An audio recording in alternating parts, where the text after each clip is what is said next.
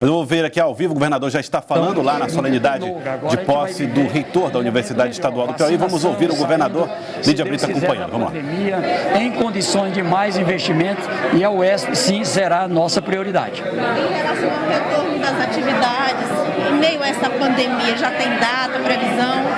Olha, a gente já celebrou agora, aprovado pelo COI, um protocolo para a educação.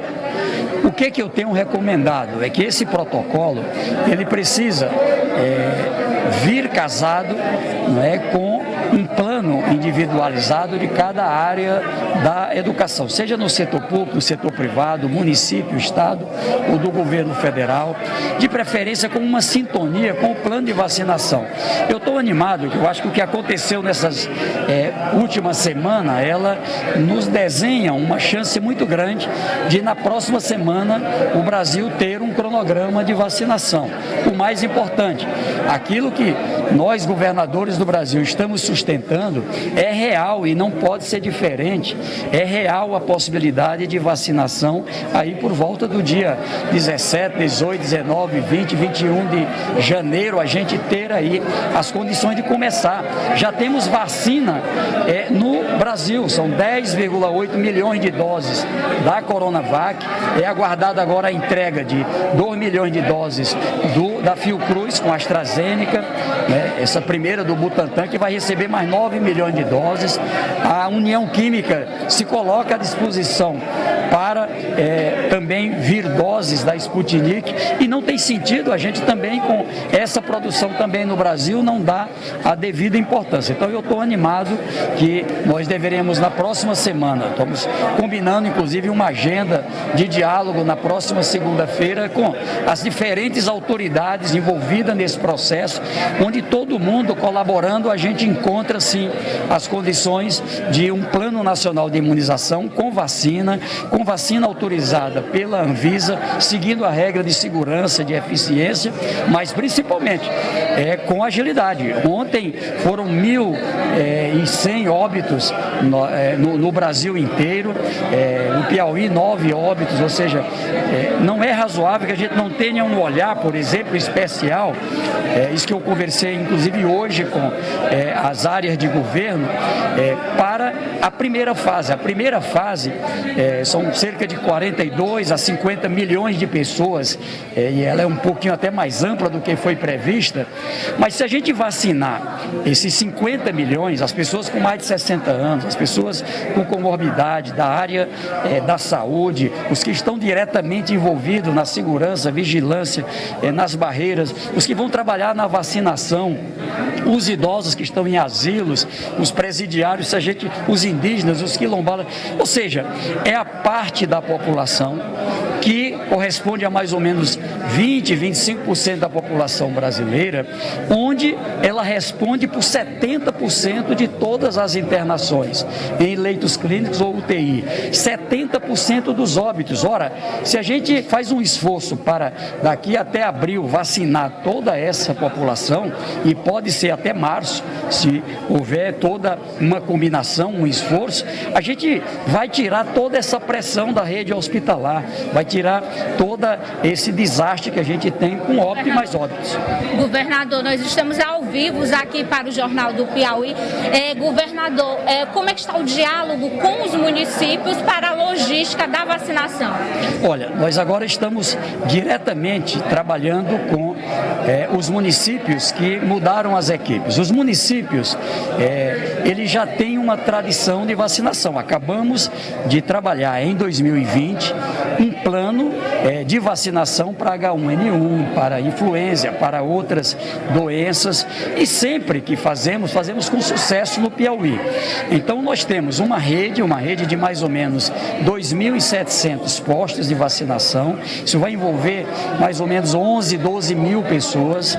Agora, com a mudança de prefeitas em alguns municípios, mudanças de secretários de saúde, a nossa equipe está trabalhando para que ali se tenha a devida qualificação e o mais importante, nós temos sim as condições de seringa, de agulha, de EPIs, enfim, para apoiar os nossos municípios. Vários municípios também adquiriram, sem prejuízo para as outras necessidades, mas é claro, desejamos que o governo também tome providências, como foram em outras vacinas, nessa direção. Agora, governador, com relação ao carnaval, tem uma proposta do secretário para mudar a data para junho, no mês de junho, julho. Como é que está essa discussão?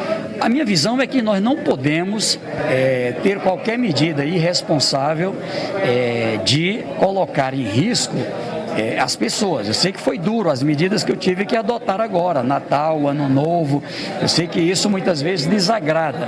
Também será a mesma coisa agora, neste período de férias, o período de carnaval, nós vamos manter os mesmos protocolos e o objetivo aqui é exatamente salvar vidas. Veja que, além do coronavírus normal, já está no Brasil o coronavírus com mutação. Hoje eu apresentei ao governo federal, em nome do Fórum dos Governadores do Brasil, a proposta de criação de um observatório nacional para o coronavírus com mutação. Qual o objetivo? Que com a ciência, com pessoas que sejam profissionais de diferentes áreas, a gente pode, com os nossos laboratórios, ter o acompanhamento, onde que já tem a presença, além de São Paulo, do coronavírus com mutação. Só se sabe examinando, testando, e a ciência nossa é bastante preparada para isso. Então, aqui qual é o problema? Ele é de elevado nível de infecção, mais do que o outro.